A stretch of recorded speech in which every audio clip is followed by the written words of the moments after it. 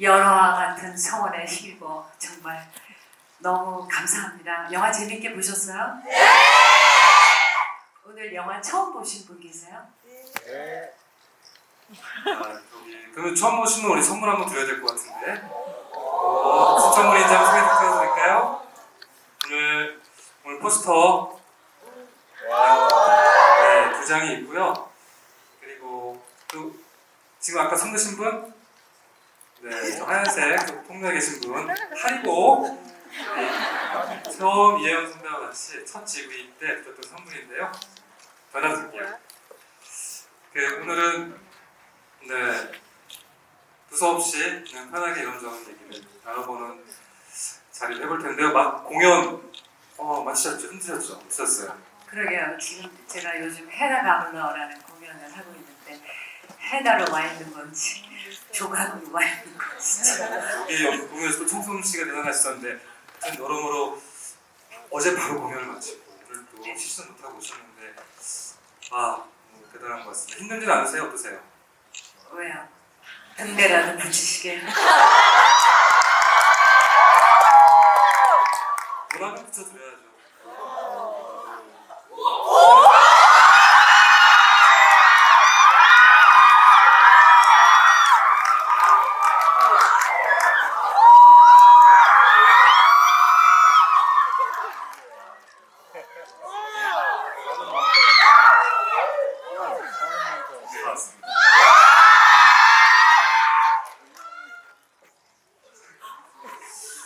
네.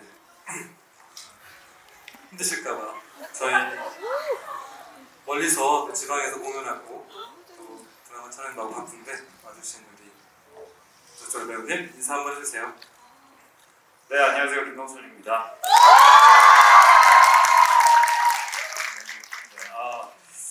방금 이게 서프라이즈라고 생각하니까 갑자기 심장이 너무 뛰는 거예요. 지금 되게 오랜만에 긴장하는 마음을 좀 가져봤습니다. 네, 한 30분 있다 볼까 하다가 오래 서 있을 것 같아서 그랬어요. 두 분 다 사실 화과를 이미 떠나서 또 다른 캐릭터로 또 여행을 하고 계시고 둘 다 공연을 하고 계세요. 그래서 막 공연을 지금 또 하고 있는 그 심정과 또 영화랑 어떻게 다른지 영화만의 매력은 뭘지 그 한마디 궁금해요.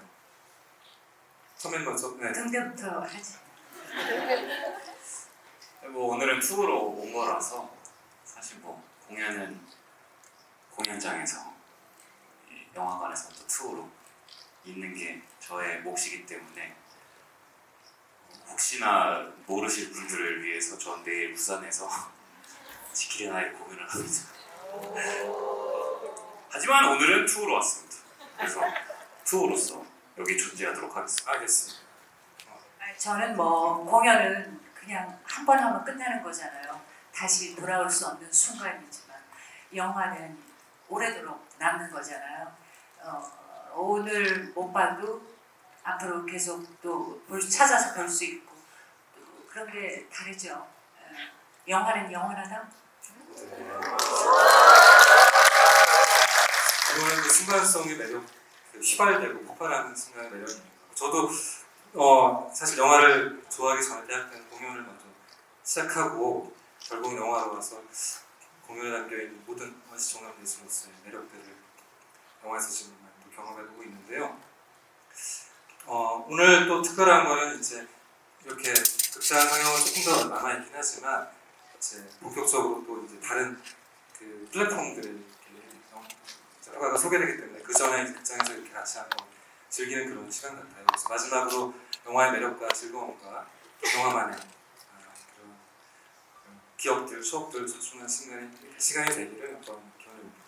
간단한 질문부터 드려볼게요. 모두가 궁금해하는 걸 수도 있고 생각이 또 바뀌었을 것 같아서 제가 물어보고 싶은 건데요. 그 영화를 지금 이제 생각해 보니까 가장 좋아하는 최애 장면이 있거나 한마디 대사. 죽여도 되니.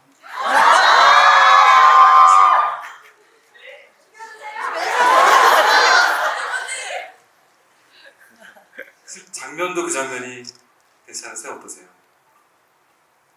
그게 밖에서 폭발해서 탁 이렇게 부딪히면서 찍은 장면인데 그거 이틀에 걸쳐 찍은 거예요. 그 사실 그 하루 만에 찍을 수 없었던 정말 어려운 장면이었는데요. 왜 그 대사가 가장 많으세요? 글쎄 예고편에 나와서 그런 것 같아요. 네, 이건 바뀔 수 있다고 생각합니다. 어떠세요? 투우는? 최애 장면이요? 이건 바뀔 것 같은데 그냥 지금 막 떠오르는? 근데 저는 계속 이제 조각이 그 지하철 방역을 하고 와서 이제 소파에 앉아 있는 그 장면이 여전히 계속 제일 좋습니다. 그게 너무 최소 10년은 갈 것 같아요. 그 모습이. 그 5초도 안 되는 네, 그 모습이죠. 영화의 맛이지 않을까요? 네. 현장에서 그 장면을 찍을 때 나중에 모니터에서 내가 그 장면을 봤는데 실제로 정말 너무 탄식을 했어요. 탄식이라 할까 감탄이라고 해야 되죠. 와 정말 선배님밖에 이건 할 수 없는 거고 정말 이게 보는 눈이 좀 다른 것 같은데요. 그러니까 진짜 맞아요.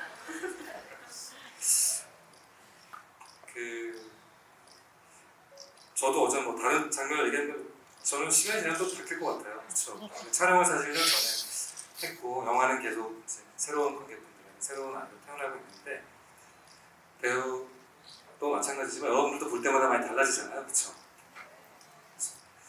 또 이제 새로운 관객들도 많이 생길 텐데 궁금합니다. 그 질문들 많이 주셨어요. 이미 100개가 너무 질문이 많아가지고 간단한 질문 여기 있는 거 먼저 한번 풀어드리고 그리고 또 질문 받고 얘기 나눠드려볼게요. 쉬운 질문이면서도 어려운 질문이 있었는데 이 궁금함이 굉장히 많았어요. 조각이 투우한테 그 강선생을 지키려고 항상 지고 달려가잖아요. 그리고는 나한테 하고 싶은 말 없어요? 라고 다급히 묻잖아요. 듣고 싶은 말이 뭐였을까요? 솔직히 영화 본 지 좀 오래된 것 네. 같고요. 제가 해나가 버린 대사밖에 생각이 안 나는데 네. 맞아요. 그런 장면이 있었죠. 나한테 뭐 할 얘기 없냐고. 듣고 싶었던 대사가 있으세요? 없으세요? 감독님이 그 대사 왜 쓰셨어요? 그게요. 잊어버리셨죠? 그 대사는 많은 씬을 옮겨 다녔지만 절대 포기하지 않고 이제 사실 그 병원에서도 저희가 한번 해봤었고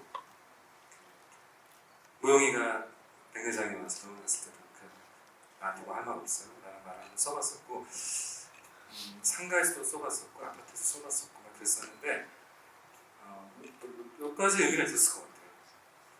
하여튼 지금은 생각이 안 나시는군요. 예. 기본적으로는 사실 그냥 이제 뭔가 정체를 반을 들켰잖아요. 느낌상 갑자기 집을 찾아왔고 주소도 알고 있고 위험한 사람이라고 느끼고 있으니까 문을 닫는 순간 마지막일 것 같은 느낌이 드는 거예요. 목소리를 한 번 더 뭐라도 듣고 싶다. 본능적인 맥락이 있었고 앞에서는 우리가 생각이 됐는데 사실 병원장을 투우가 죽였잖아요.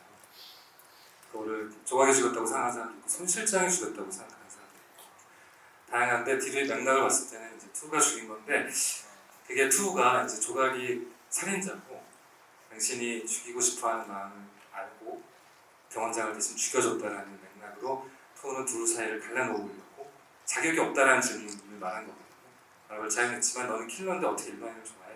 그래서 둘을 마주하게 하고 끼니 잘 챙겨두세요라고 답을 하면서 더 이상 당신과 가까이 지낼 수 없을 것 같아요. 그리고 나오자마자 아이가 안에 있어서 문을 딱 잠그고 막 이런 식으로 무서운 사람이라고 느낀 거죠. 근데 그 투의 목표가 달성이 된 거죠.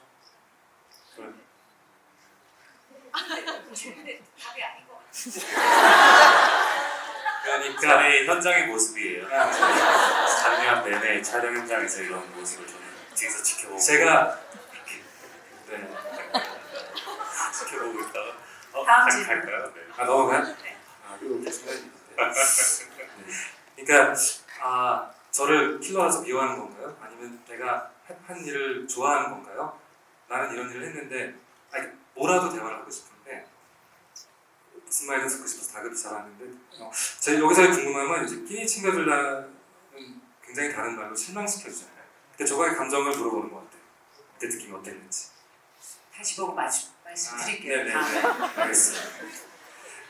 그럼 우리 질문 한번 받아볼까요, 먼저? 저요가 있었어요. 저요라고 말씀하신 분? 네. 우리 네, 저요님. 마이크 저요님한테 가시고요. 책갈피랑 그다음에 배우 사인이 된 필사노트랑 같이 선물 같이 갈게요. 네, 여기. 왼쪽. 일어나 주세요. 네, 일어나 주세요. 네.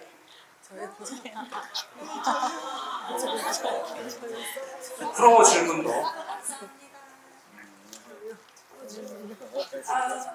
영화 정말 너무너무 잘 봤고요. 조각에게 아이들을 건드리지 않는다는 룰이 있다고 했는데 이 룰은 언제 생긴 거고 또 이제 조각에게 구체적으로 어떤 룰들이 있는지 알고 싶습니다. 감독님 대답해 주세요. 아이를 건드리지 않는다는 룰은 없었을 것 같아요.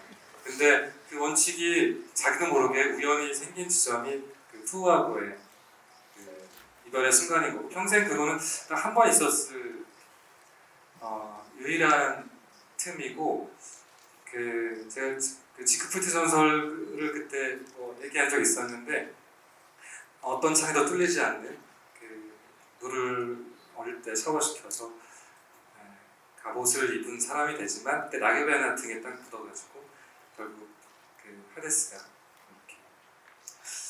이렇게 독일 전설이 있는데 그런 것처럼 내가 의도하지 않았는데 어떤 순간에 도저히 죽일 수 없었던 것 같아요.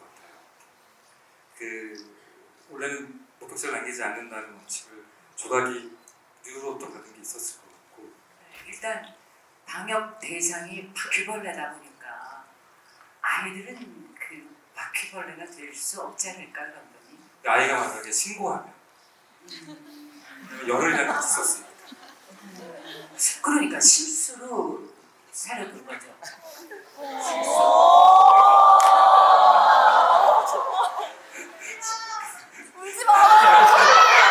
전 유일한 생존자예요. 조각의 방역 대상 중에 유일한 생존자예요. 그래서 저도 그거에 대해서 감독님하고 상의를 많이 했거든요. 아이는 건드리지 않는다라는 말을 왜 하지? 근데 투가 데이터를 봤을 때 생존자가 나밖에 없네. 그래서 아이는 건드리지 않아 라는 말을 하는가? 라는 생각을 했었는데 그때 또 제가 해니를 데리고 있잖아요. 그래서 약간 실험을 하는 마음으로 저는 했던 것 같아요. 그때 연기할 때 실수는 안 됩니다. 실수는 안 돼요. 그때 그 돌아볼 때 조각은 확신을 한 것 같아요. 도영이가 나를 해야 하지 않겠다. 경찰한테 신고하고 실제로 뒤에 정신병원에 가서도 실제 그때 썼던 시나리오는 그 영화 전체 그런 시나리오 있었어요. 끝까지 조각을 쫓는 40년째 쫓는 경찰이 있었어요. 그때 30년 때 찍은 거군. 그때 그 투를 프로파일링 하면서 그 가족물을 분명 열흘이나 봤는데 모를 수가 없는데 아무 기억이 나지 않는다고 하니까 자기를 계속 투를 이렇게 달래면서 얻어내려고 했었는데 절대 그 얘기를 하지 않아요. 그래서 이번에 원칙을 이번에 본인도 깬다는 맥락이 이제 계속 조각한테는 모든 메시지가 본인이 어떤 의도로 조각한테 존재를 인정받고 싶은지를 계속 일깨우는 맥락이니까 아이를 건드리지 않는다. 내가 아이에게 계속 언급하는 게 그때 남겨둔 아이가 있잖아라는 메시지로 계속 그걸 하는 거라 거기서 건드리는 원칙은 원칙 자체보다 그냥 메시지라고 봐야 될 것 같아요. 근데 물론 초협이 이제 캐묻는 자는 이상하다라고 해서 직결적응하라고 몇 가지 원칙들이 있을 텐데 그게 아마 뉴가 컵을 던져도 그냥 맞으라고 할 정도로 그 신분을 유지하는 게 너무 중요하다는 그 원칙들을 아마 여러 개 전수해줘서 남아있는 게 아닐까 생각이 듭니다. 네. 이런 질문이 있었어요. 조각한테 아이가 있다는 설정인가요? 영화도? 애가 있냐? 이런 질문은 그러니까 그럼 아빠는 류?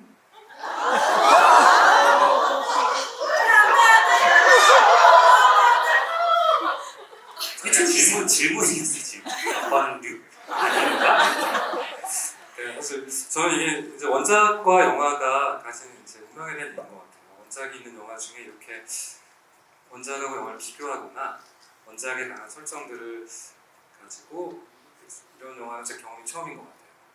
그래서 원작에 있는 영화가 몇 번 있었지만 원작의 자장이 계속 남아있는 것 같고 저는 영화 만들 때는 영화 원작을 본 사람보다는 안 본 사람이라 그러니까 영화를 처음 보는 사람의 기준으로 많이 만들었었고 이런 질문은 투가 왜 조각 옆에 3년이나 원작에서는 머물다가 있었는데 영화는 왜 첫 만남부터 시작하냐는 질문하고 이어지는 것 같아요. 어떠세요? 원작을 잘 아니까 차이가 근데 뭐 우선은 저희 영화 안에서는 투가 조각을 20년째 쫓았다라는 설정을 명확하게 해놓고 그걸 보여줬기 때문에 사실 첫 만남부터 바로 접근하는 것가 맞지 않나라는 맞는 설정이라고 생각합니다. 그러니까 사실 이제 긴 드라마를 만들면 뭐 3년 동안 헤매어 다니다가 어느 날 약해지기 시작할 때 갑자기 나타나서 이제 건드리기 시작한다 이런 설명이 될 텐데 영화로는 그런 설명이 말하자면 지금 길가는 막아서가지고 3년이나 됐는데 이제쯤 밥줘야 되지 않아 이런 식으로밖에 시간 설정을 못 해주니까 3년의 시간을 보여준다는 건 사실상 불가능했고 원작으로 영화가 많이 만들어지는데요.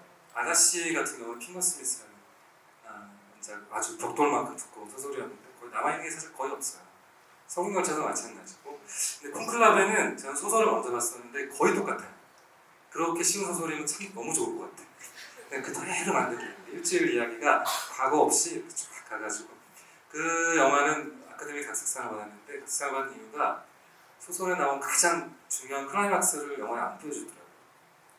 주인공이 교환이 되고 싶어 해서 되기 싫지만 나쁜 교환을 막기 위해서 자기가 어쩔 수 없이 교환이 되겠다고 판단하는 지점이 절정인데 안 보여주면서 또 그 멋진 영화로 태어나기도 하고 브로큰 마운틴 같은 소설은 30페이지인데 엄청난 영화 되기도 하잖아요. 그러니까 원작을 좋아하시는 분들은 원작에 좋은 점이 있으니까 원작을 너무 즐기시면 되고 영화가 왜 다른지 같은지 이것은 그 영화 온전히 보는 데는 방해되는 것 같아요. 그냥 영화로 즐기시고 또 다양한 매체로 거듭날 때 그 자체를 또 즐겨도 저는 좋을 것 같다는 생각이 들어요.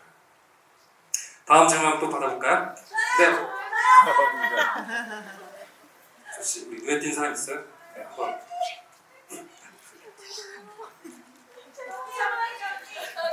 질문자 일어나주세요. 우선. 네. 전화하신 분 맞아요? 네. 맞습니다. 네, 맞습니다. 마이크가 가고 있습니다. 저는 오늘 사실은 이제 저희 딸이 이 자리를 마련해줘서 왔어요. 전 처음 봤거든요, 영화를. 저희 딸이 워낙에 구병모 작가님 소설을 너무 좋아해서. 근데 사실 영화 보면서 너무 연기를 너무 리얼하게 잘해줘서 정말 가슴이 제가 쿵당쿵당 뛰면서 봤어요. 정말 연기를 너무 잘해줘서 제가 너무 감동을 받았고 그리고 이제 제가 이 영화를 오늘 처음 보는데 제가 조금 굉장히 인상 깊게 남은 대사가 상실을 사랑한다는 말이었거든요. 저희가 살아가면서 보통 상실을 사랑한다기보다 이득이 되고 내게 얻어지고 바로 가고 하는 것들을 사랑하는데 여기서는 상실을 사랑한다는 말로 이게 뭔가 반대되는 면을 보여주는 것 같아요. 인생에서. 그러니까 파과가 나오잖아요. 그러니까 파과가 더 맛있다고 나오잖아요. 그런 대사가 나오잖아요. 저희가 어떻게 보면 이렇게 세상을 거꾸로 봤을 때 어지러울 것 같지만 어떻게 보면 넓은 하늘이 보이거든요. 더 넓은 세상이 보일 수도 있거든요. 그래서 제가 너무 궁금한 거는 그 상실을 사랑한다는 말이 너무 인상이 남아서 이혜영 배우님도 김성철 배우님도 지금까지 살아오시면서 뭔가 상실을 사랑했던 적이 있었을까? 이 대사가 너무 인상이 남아서 꼭 들어보고 싶습니다. 파과를 사랑하죠. 저는 상실. 저희는 베를린도 갔다 왔고 좋다. 막 간만에 한국 영화에서 되게 이거 좋은 우리가 상실을 살았고요. 몇 달 동안. 그래서 오늘도 사실 뭐 원래 다른 스케줄이 있어서 참석을 못할 뻔했는데 다행히 시간이 돼가지고 이제 더 많은 분들께 쉽게 다가가기 전에 마지막 영화관에서 이렇게 인사드릴 수 있는 시간이 오늘밖에 없는 것 같아서 너무 저한테는 소중한 작품이고 앞으로 제 연기 활동을 하면서도 최근 몇 달의 이 홍보 기간과 작년에 찍었던 파바와 제가 영화를 다시 보는 제가 출연했던 작품을 다시 보는 일이 정말 없는데 한 1, 2년 뒤쯤에 다시 보고 싶지 않을까 생각합니다. 그때 재개봉? 라고 그냥 혼자 생각해봤고요. 아무튼 그렇습니다. 네. 저한테 있어서 상실은 그냥 상실을 사랑한다는 표현은 매우 시적인 표현이라고 저는 생각을 했고요. 그거는 그냥 대사일 뿐이고 사실 상실을 경험한다는 거는 사랑하는 사람을 잃거나 어쩔 수 없이 그 이별을 하게 되는 상황이 오거나 가장 좋아하는 것들을 포기해야 되는 상황이 오거나 그런 일들은 여러 번 경험이 있죠. 저도 그게 제일 먼저 떠올랐어요. 그 생각을 할 때, 그 대사를 할 때. 그런데 그거는 상실을 즐긴다기보다 뭐랄까 받아들인다. 그냥 함께 그냥 인정한다. 거기에 스며든다. 그냥 같이 간다. 그런 느낌이었어요.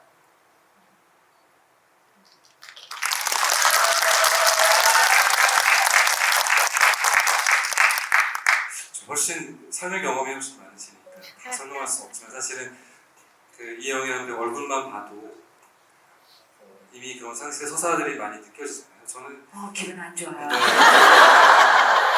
감추고 싶은 마음대로 감출 수 있고 드러내는 마음대로 드러낼 수 있는 그 지점이 그 선배님의 매력이었던 것 같아요. 이 질문도 많이 있었는데요. 왜 파과가 유아 조각의 이야기가 아니라 조각과 투의 관계에도 애정을 갖고 만들었을까? 어떤 부분에도 끌렸을까? 이 질문도 있어요. 뭐 감독님이 얘기해 주시면 네, 그렇군요. 저도 이제 유 조각은 소설에서 굉장히 서사도 많고 조각의 과거 이야기도 많이 만들어봤었는데 매력적인 부분이 많아요. 왜냐하면 시간이 많으니까 거의 한 4, 50년 이야기였잖아요.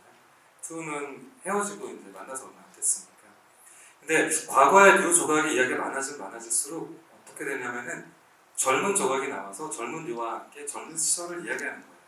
이 영화의 목적은 파과를 다루는 거고 노쇠와 늙음과 그리고 상실 속에서 어떤 삶을 선택하는 게 의미가 있을까에 대한 궁극적인 질문을 하고 있는데 계속 과거를 소환해서 젊고 아름다운 시절 그리워하고 회한을 느끼는 이야기로는 저는 만들 수가 없었던 것 같아요.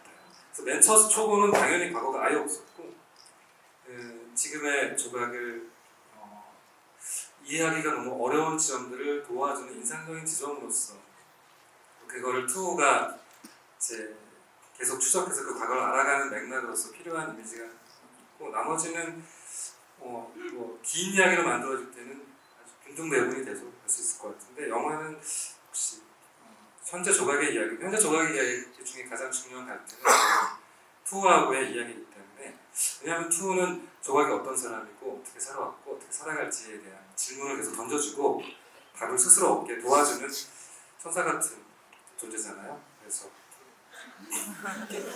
이 사람의 연기가 더 중요했던 것 같아요. 사실 처음 볼 때는 투의 그 메시지를 온전히 관객들이 잘 못 느낄 수도 있는 것 같아요. 워낙 조각을 중심으로 보고 기이한 인물로서 투를 모두 보니까. 두 번째 보게 되는 분들은 확실히 또 서사를 입체적으로 보는 것 같아요. 그런 면에서 다시 볼 때 좋은 영화를 만들어야 될까? 한 번 볼 때 그냥 재밌는 영화를 만들어야 될까? 어떤 게 나은 걸까? 감독님으로서 불가능하시죠. 생각하게 만드는 영화를 만드시는 분이니까. 그래서 사실 많이 어려웠을 거예요, 연기가. 왜냐하면 입체적인 연기 계속 시켜야 되잖아요. 그러니까 감독님을 계속 연구하게 만들잖아요. 저로 연구하게 여기 때 이제 보여주지 않으면서 보여주는 연기를 하라고 제가 계속 부탁을 했잖아요. 어땠었어요? 그 현장에서 그런 주문이. 그래서 배우로서는 재밌죠. 탐구해야 될 게 많이. 그리고 해야 될 게 저는 보통 이제 영화 찍으면 감독님이 오케이면 오케이입니다. 항상 이 마음으로 있거든요. 그래서 저는 이제 주어진 이 캐릭터를 제 나름 연구를 해와서 이제 가져오면 그 많은 경우의 수 중에서 제일 최선의 것을 선택을 해서 이제 감독님이 오케이를 해주면 오케이 이렇게 되는 건데 저희가 오케이가 쉽지가 않았잖아요. 그래서 이것도 해보고 저것도 해보고 형철 여기서 이렇게 하는 거 어때? 네. 딱 찍었는데 아닌 것 같아. 그러면 여기서 이렇게 해볼까? 네? 그래서 했는데 그 중간에 가볼까? 그런 일들이 꽤 많았어서 탐구하는 재미가 없었고 그리고 제가 추구하는 그 투의 톤은 숨김이었기 때문에 그게 너무 잘 맞았던 것 같아요. 이게 드러나지 않음 속에서도 쟤가 왜 저럴까? 혹은 쟤는 도대체 무슨 마음을 갖고 있을까라는 궁금증을 관객분들께 계속 심어줄 수 있는 그런 씬들이 있으면 좋겠다라는 생각을 했는데 그게 감독님하고 좀 잘 소통이 됐던 게 좋았습니다. 네. 다행입니다. 또 이제 우리 성철 배우도 또 감독 인형을 갖고 있을 수 있잖아요. 감독이요? 언제든지 이렇게 감독을요? 찍으면 저는요. 전혀. 네. 선배님을 갖고 계시는가? 그 다음 질문 한번 해볼까요? 선배님 한번 찍어주세요. 네. 어디죠? 일어서 주세요. 일어서 주세요. 네. 네네. 카메라맨 저기 일어나 마이크가 주세요. 많이 달려주고요. 오는 사이에 지금 다른 질문 다 드릴게요. 손 실장 어떻게 됐는지 질문이 있는데요. 옥상으로 갔어요. 그다음은 모르겠어요. 네. 저는 오늘 딱 10번째 보는 날이에요. 그래서 이렇게 여러 번 볼 정도로 되게 훌륭한 재미있는 작품 만들어주신 감독님께 먼저 감사하다는 말씀 드리고 싶습니다. 그리고 제가 궁금한 거는 영화에 등대를 붙인다거나 아니면 대모님이 큰 파도에 휩쓸리실까봐 걱정이 된다거나 뭐 물고기를 잡자는 게 아니라 큰 바다를 잡자는 거다 이런 식의 표현이 되게 많이 등장하는데 제가 영화를 보고 나서 소설을 읽었을 때는 이런 표현이 없었던 걸로 기억을 하거든요. 그래서 이런 표현의 이유가 조금 궁금했습니다.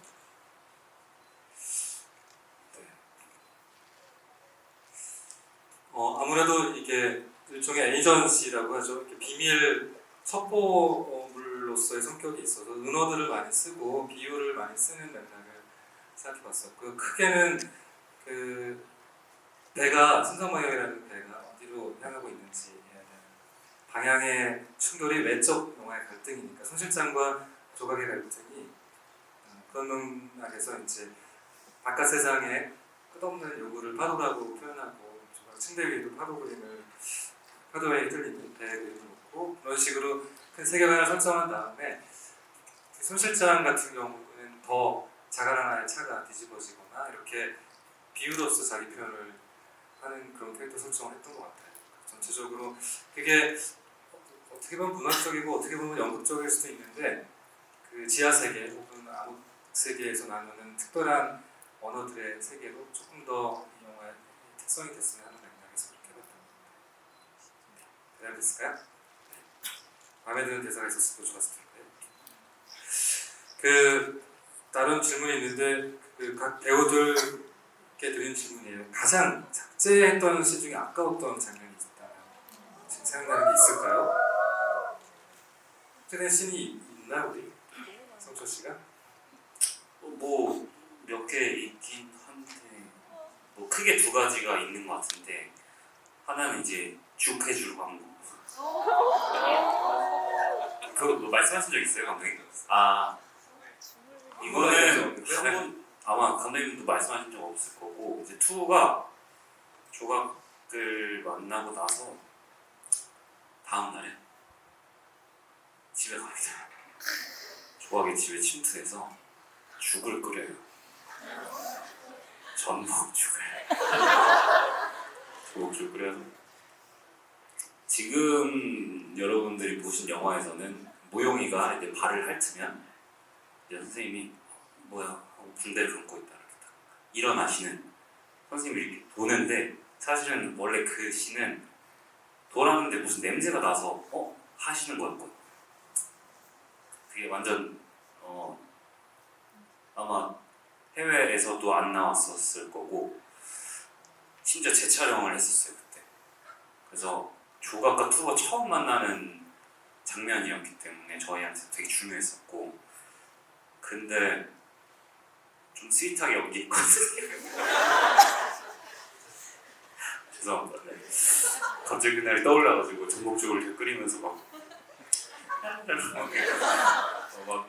이렇게 하면 조각이 좋아해주겠지 막 하는 그런 마음으로 막 했는데 조각이 와가지고 갑자기 막 던져버리고 너 나가라고 하면 상처받고 상처받은 강아지처럼 이렇게 쫄쫄쫄 나가는 그런 장면이었는데 우선 그게 있고 두 번째는 이제 원래는 플래시백으로 이제 나중에 2의 전체가 나올 때 신성방역에서 조각을 처음 만나고 뒤쫓아갔던 그 장면이 있어요. 뭐 저희 메이킹에서는 나왔었는데 메이킹에서 이제 둘이 딱 굴다리에서 만나서 모자를 주우면서 손길을 느끼는 그 장면이 있었는데 그 전날 제가 런닝을 좀 많이 하고 다음날에 붓기가 완전 빠진 상태로 갔어요. 그래서 다들 오늘 얼굴이 괜찮은데 그 신이 삭제됐어요. 농담이고요. 농담 아니고 진짜입니다. 아무튼 그래서 근데 지금 영화에서는 그 플롯이 사실 필요가 없기 때문에 저도 괜찮은데 그 장면을 한번 보고 싶긴 해요. 어떻게 나왔을까. 네. 그 두 가지입니다. 요리하는 장면. 네. 저는 그 페이지 노인 장면.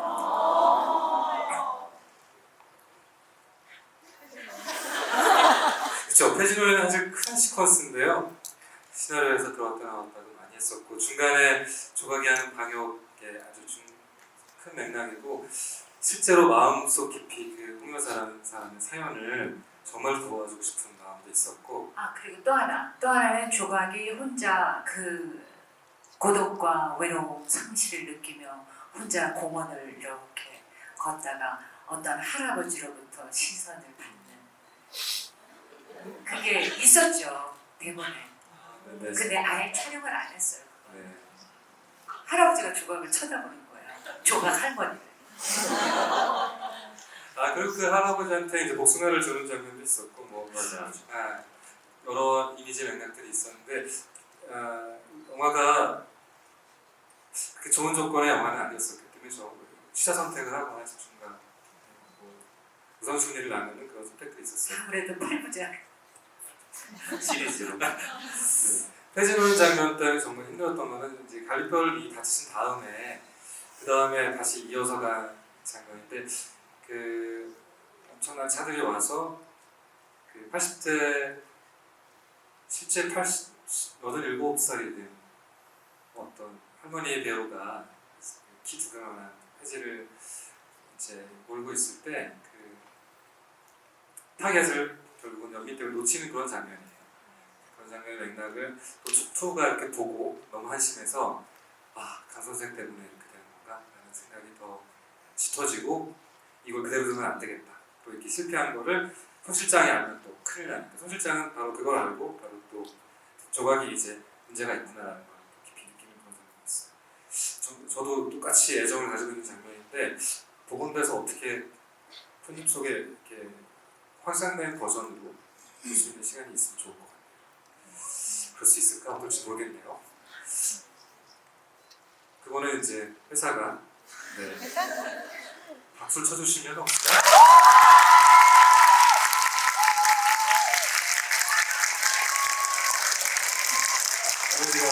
전달을 드릴 거예요. 일단 단지만 돌아볼까요?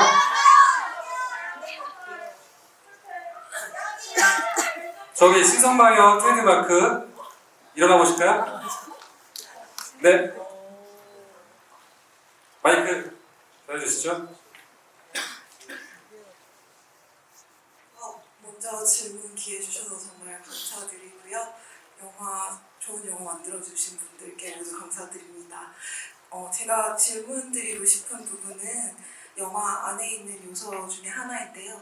그 영화 보면은 그 방역 보따리가 2번 나옵니다. 근데 보시면 2가 방역 작업을 시작할 때는 보따리가 민자로 회색 보따리가 나오고요. 근데 손 실장이 이제 대모님 찾아뵐 때는 아주 화려한 금박에 파란색 보따리로 방역 보따리를 가지고 가는 모습이 나오는데요. 혹시 이런 설정은 어떻게 만드신 건지 조금 얘기를 풀어주셨으면 좋겠습니다. 이거를 진짜 좋게 번째 보신 거예요? 좋게 포장하고 싶은데 와 도저히 포장을 할 수가 없어요. 그냥 그냥 감독님의 생각과 저의 생각이 다를 수가 있어요. 투어가 갖고 오는 보따리는 그냥 그 손가락을 자른 것들을 들고 와야 되는데 마땅한 게 없어서 갖고 온 거고요. 손 실장은 그래도 대모님 찾아오니까 좀 화려한 금 박힌 걸로 그쵸? 맞아요. 그냥 미술적으로 봤을 때 쟤는 이거 얘는 이거 죄송합니다.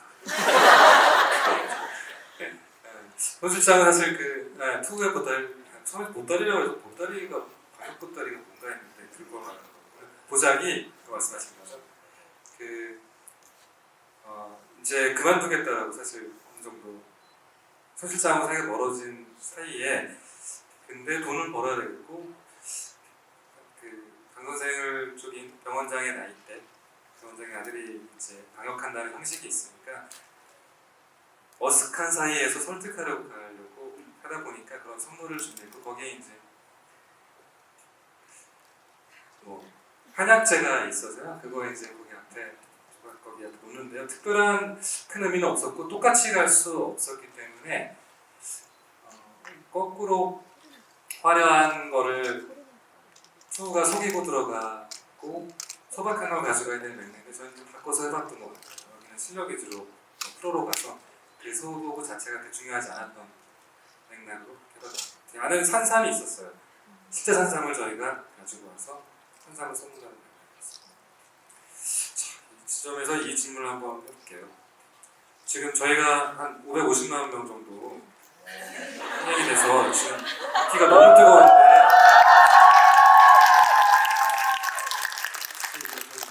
이 정도까지 저희가 생각했던 건 아니잖아요. 그러니까요. 흥행 요인이 뭔지 이게 너무 궁금합니다.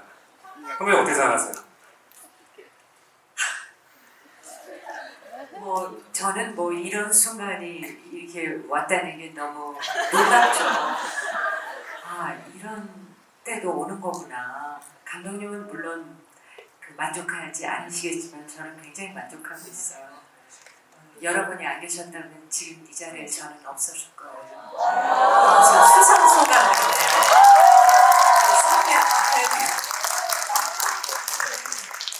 너무 감사합니다. 어떠세요? 김성철 배우 투로서 이 흥행 요소가 뭐라고 생각합니까?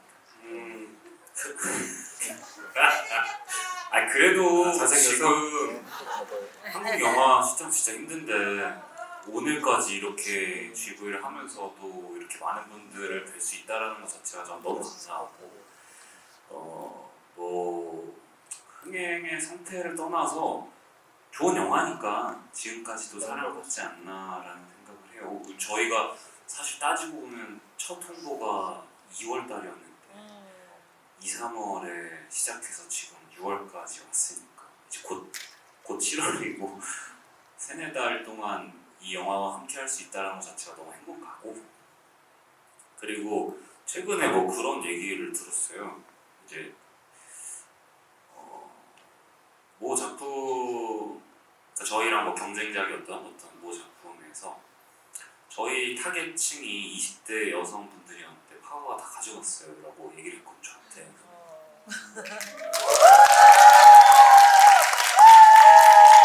도대체 어떤 데이터에 기반된 사실이 있느냐.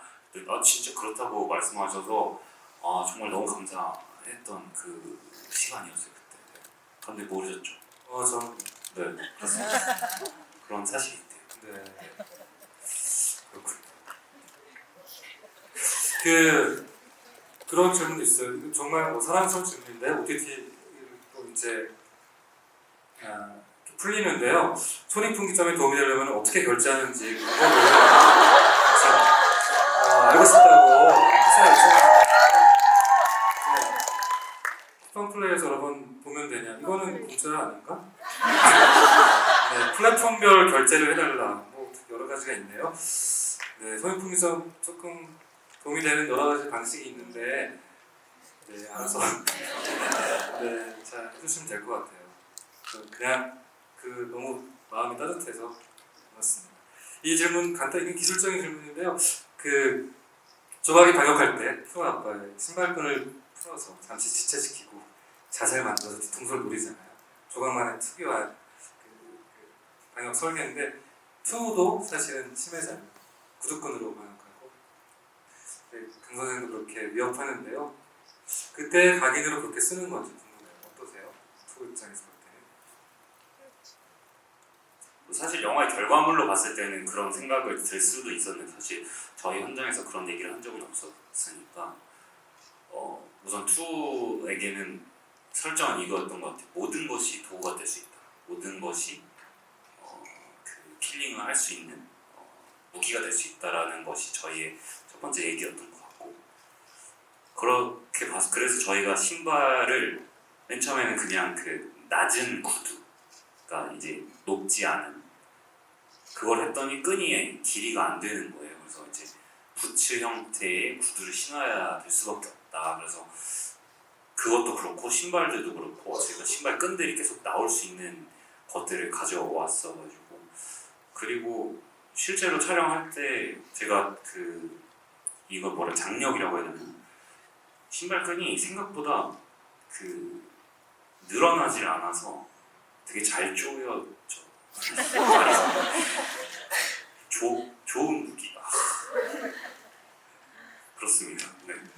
나를 진짜 죽일 셈이냐 전놈이 맞아요. 그래서 그때 저희 촬영할 때 전노민 선배님께서 딱 1회차 나오셨었는데 크랭크 있나? 그것도 심지어 크랭크 인날이었어요. 첫 촬영. 근데 첫 촬영에 제가 목을 이렇게 조르는 장면을 해야 되는 거예요. 줄이 끊어졌잖아요. 진짜 줄이 끊어졌어요. 왜냐면 저도 왜냐면 저희가 너무 타이트한 샷이었기 때문에 이걸 가져할 수도 없었고 그거를 안전한 걸로 고무줄을 갖고 왔는데 고무줄이 계속 끊어지고 그래서 선생님 우리 한 번만 진짜 죄송합니다. 진짜 죄송합니다. 왜냐면 특별 출연을 다 오셨는데 그래서 괜찮아. 나를 죽일 셈이냐? 진짜 나를 죽일 셈이냐? 그래가지고 정말 죄송스러웠던 그런 기억이 납니다. 구두끈 설정은 2를 먼저 설정했고요. 2의 특별한 아주 멋있는 시그니처로 먼저 정한 다음에 조각의 과거를 구성할 때 그 시그니처가 어디서 왔을까를 제가 재구성하면서 소설은 없는 거지만 조각의 구두끈을 이용한 방역을 하는 모습을 보고 투의 머릿속에 되게 남게 결국은 조각한테 자신을 계속 이렇게 깨우치게 하는 방법으로 연결성을 제가 시나리오 설정했던 것 같아요. 연결해서 조각이 가정으로 들어왔을 때 장면 연출이 굉장히 섹슈얼하다고 느꼈는데 메이크업, 의상 연출도 여러 가지로 어떤 느낌으로 연기를 하셨는지 질문이 있어요. 과거 시절 어떠세요? 네, 그거 전문이십니다. 이거 연출이 섹시했던 게 아니라 그냥 배우 자체가 섹슈얼해서 특별히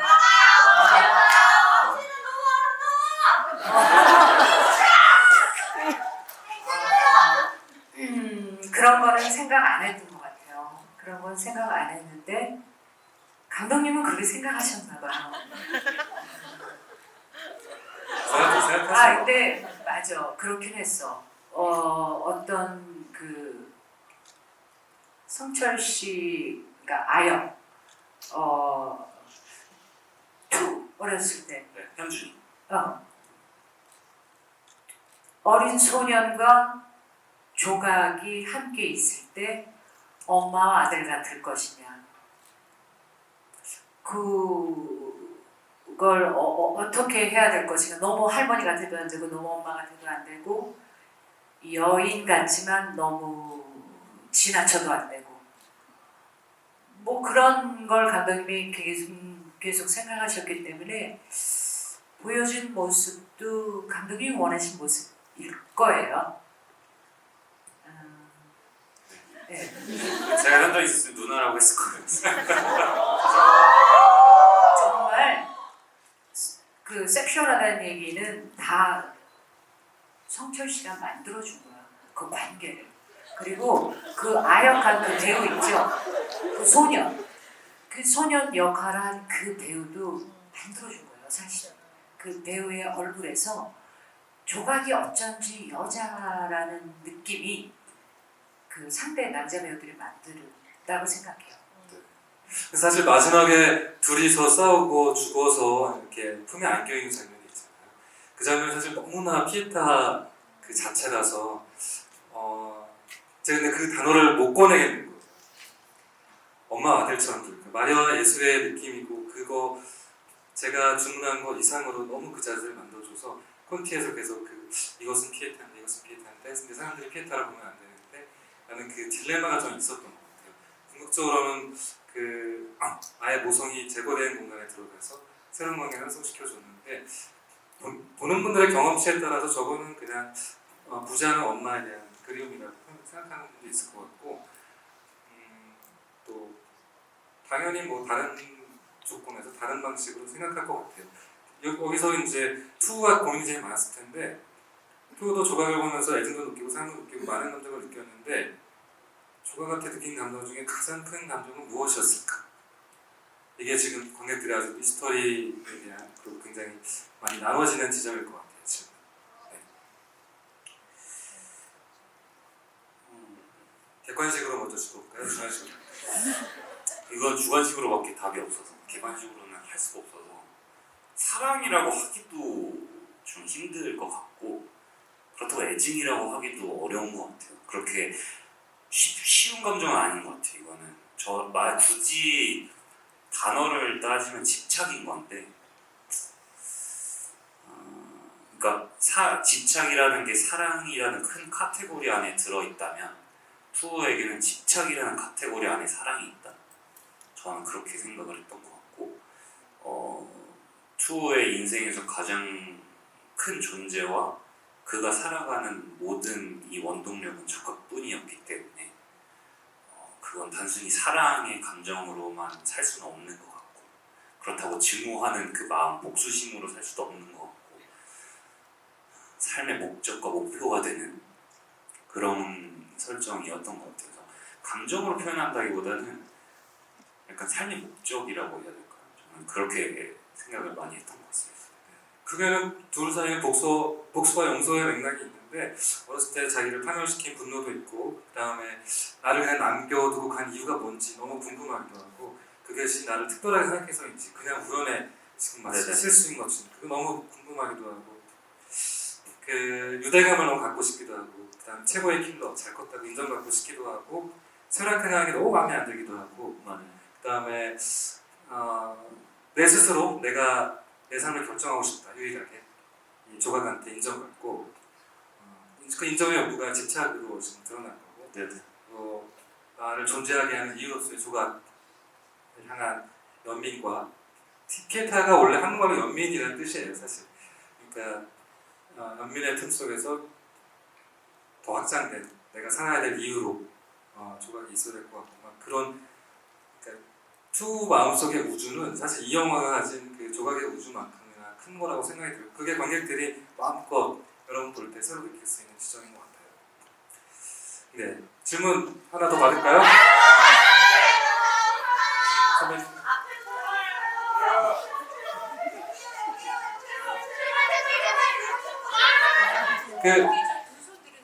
네, 맨 뒤에 두 손, 네, 저기, 네, 일어나 볼까요?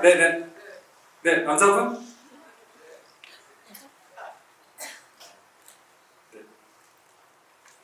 궁금한 게 있는데 조각이 이제 투를 죽이려고 이제 절벽에 빠뜨리잖아요. 네. 근데 그 장면에서 원래 그 후에 이제 사실은 그게 죽이려고 차를 떨어뜨렸지만 실제는 죽지 않았던 이유가 결국은 투가 조각이 살려준 거잖아요. 그게 제가 기억할 때 소설에서는 그 부분이 나왔던 것 같은데 영화에서는 그 부분이 보이지 않아가지고 의도적으로 이제 살 수 있도록 기회를 준 거잖아요. 근데 예, 저는 그렇게 알고 있거든요.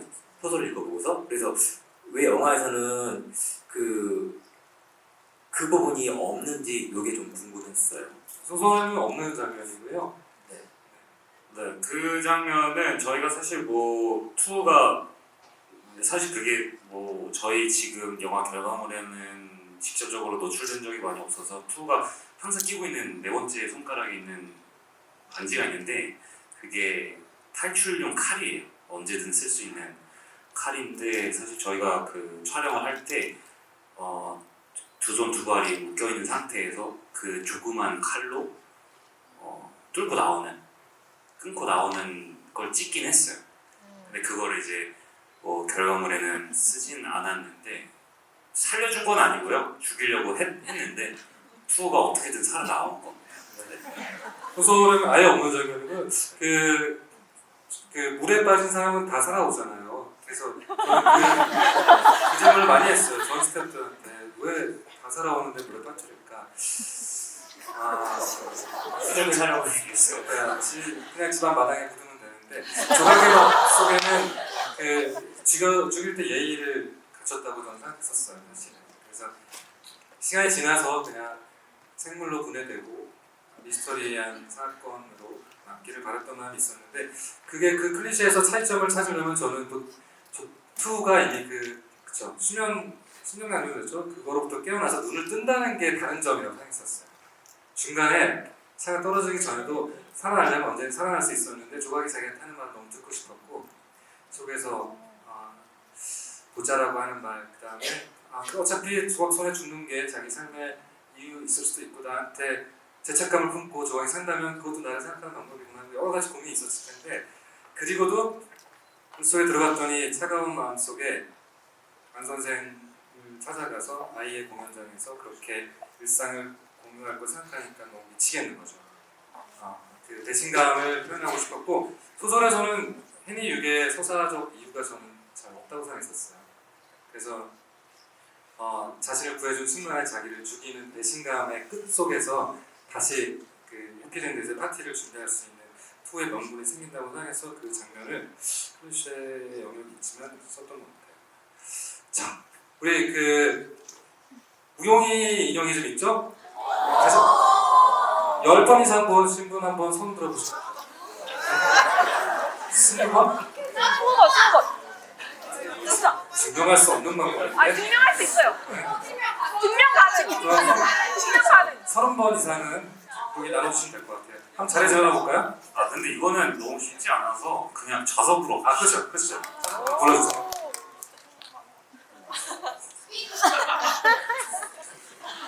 자리를 외쳐주세요. 몇 년까지 있어요? 22. 22열. 5열에 7번. 5열에 7번. 5열에 7번. 네. 우영이 인형 한정판.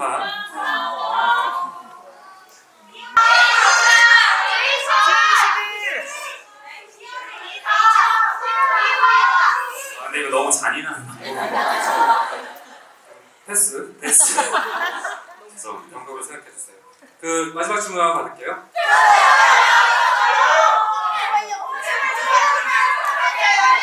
진짜 저는 정말 너무 잔인해요. 제 취향이 아니에요. 그런 거를 이거 진짜 신박한 질문이다 라고 생각하시는 분은 자신있게 손을 들어주세요. 여기 남자 궁금합니다. 네. 질문을 쳐볼게요. 예, 감사합니다.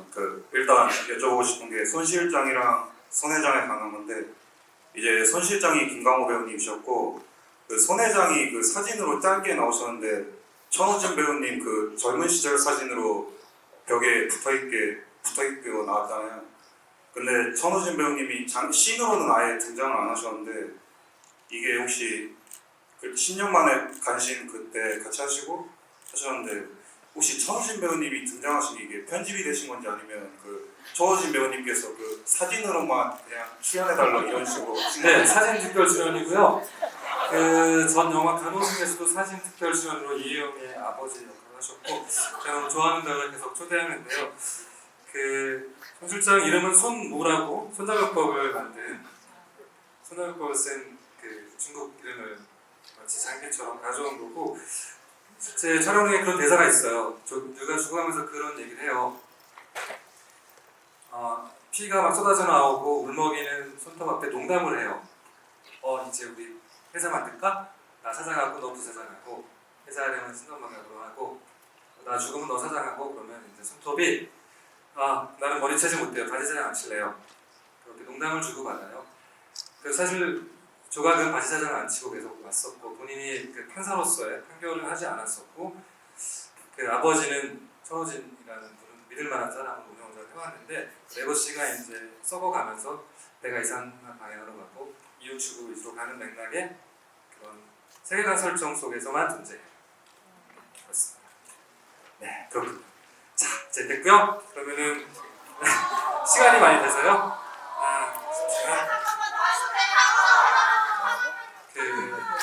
어디 딱 하나만 더 받을까요? 네, 32번 말씀해주세요. 진짜 의미 있는 질문이에요. 네, 진짜. 우리 단체 사진 준비할게요. 김성철 배우님 유튜브 영상에서는 혜니한테 사탕을 주는 장면이 찍혀서 메이킹으로 나왔는데요. 왜 그게 김성철 배우님이 혜니한테 이거 가장 자기가 아끼는 거라고 하면서 사탕을 주잖아요. 왜 근데 그게 편집이 됐는지 많은 사람들이 정말 아쉬워했는데 왜 편집이 됐는지 감독님께 너무너무 궁금합니다.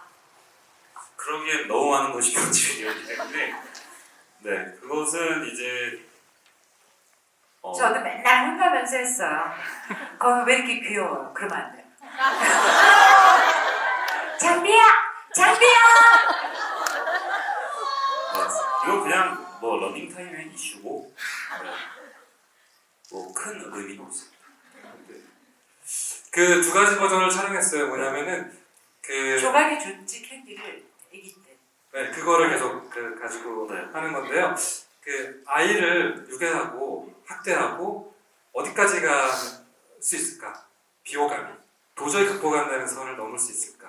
원래 내 머리채를 잡고 창밖으로 던져서 거의 이렇게 들고 있는 그런 이미지를 제가 생각했는데 거기까지는 도저히 아니다.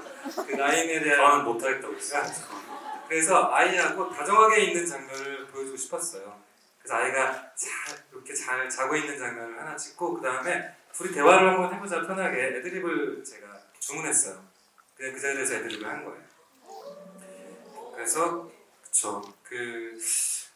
근데 교차 편집을 하고 보니까 그 다정함이 들어가기 어떻게 길어지고 앞에서 막 하는 나레이션의 맥락과는 좀 너무 다정해서 생각했던 것 같아요. 그게 또 애들이다 보니까 또 저의 다정함이 나오잖아요.